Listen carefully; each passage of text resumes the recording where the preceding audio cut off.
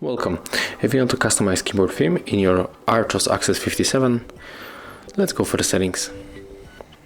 After that, we have to scroll down to reach the system, click on the language as an input, move for the virtual keyboard, tap on the Gboard, and click on the theme.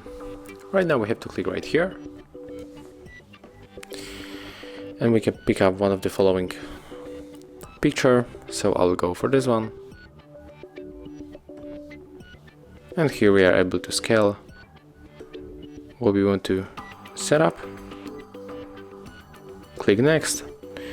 Right now we can set up the transparency. Click done.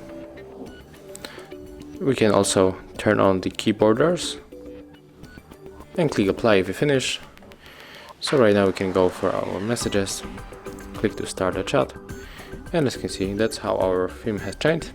Thank you guys for watching. Leave thumbs ups, comments, and subscribe to our channel.